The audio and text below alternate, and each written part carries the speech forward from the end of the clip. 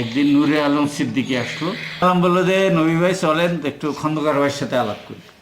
আমি বলে দেখো আমার এইসব রাজনৈতিক নেতাদের সাথে আমার উসমানী স্যার খিটখিটে মেজাজের লোক পছন্দ করে না, খুব স্ট্রিক্ট ডিসিপ্লিনের লোক, আমার সমস্যা হবে না, না কোনো সমস্যা হবে না, দরকার হলে আমি ওরে গেলাম, ওরা টানাটানি করলো, গেলাম। নুরে আলম বলতেছে খন্দকার ভাই কি পরিস্থিতি, কি এখন কি পর্যায়ে, হ্যাঁ কি করতেছেন, আমাদের কি করণীয় আছে, আপনারা এবার কি করছেন, কি করবেন, কি প্ল্যানিং আপনাদের, আপনার তো পররাষ্ট্র মন্ত্রণালয়ের দায়িত্ব, পররাষ্ট্রমন্ত্রী প্রবাসী তো এই ব্যাপারে বলতে দেখো বাবা, আমি এই গুলিগুলা করে জনগণের অধিকার আদায় করতে হবে এই রাজনীতি তো আমি করি নাই কোনোদিন, আমার এই রাজনীতির আমি বিশ্বাসও করি না।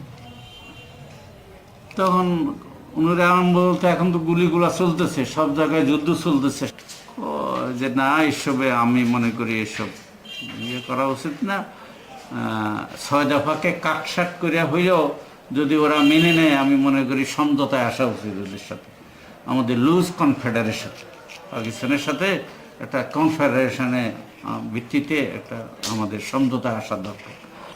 বললো যে এরকম খন্দকার ভাই আপনি কোনো এই ব্যাপারে কোনো ইয়ে নিচ্ছেন কিনা, কোনো স্টেপ নিচ্ছেন কিনা, কোনো এই ব্যাপারে কোনো কার্যক্রম আছে কিনা, আপনি তো পররাষ্ট্রমন্ত্রী, এটা করলে তো আপনাকেই করতে হবে।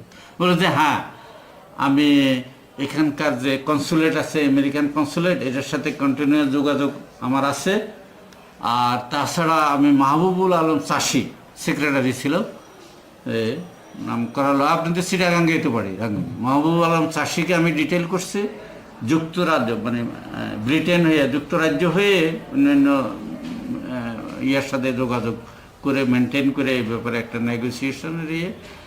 আর এখানে এই যে তাহেরউদ্দিন ঠাকুরকে এই ব্যাপারে ডিটেল করা হয়েছে, এই ব্যাপারে কোঅর্ডিনেট করার জন্য। তাহেরউদ্দিন ঠাকুরকে বার্মার মাধ্যমে, মায়ানমার, এখন মায়ানমার বার্মার মাধ্যমে একটা কি লিয়াজও মেনটেন করার জন্য করা হয়েছে, তাকে এনগেজ করা হয়েছে এই কাজে, নেগোসিয়েট করার জন্য। তো এই দূর আগেছি আমার মাথায় রক্ত উঠে গেছে। তো মনে একবার মনে হচ্ছিল যে ওরে লাথি মেরে শালা দোতলার থেকে ফেলে মারিয়ে বলে, বাচ্চা মানুষ তো লাথি 2-3টা ফ্লাইং কিক মারলে তো এমনি মেরে দেয়।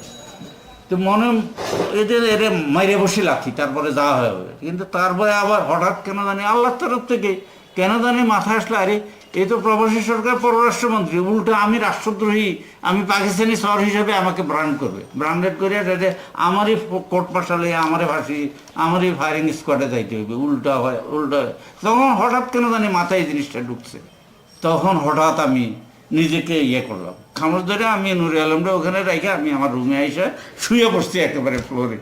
আরও ওখানে দেখলাম যে ষড়যন্ত্র চলতেছে, তাজউদ্দিনেরকে প্রধানমন্ত্রী হিসেবে কেন করা হলো, তা তাজউদ্দিনকে তারা মানে নাই।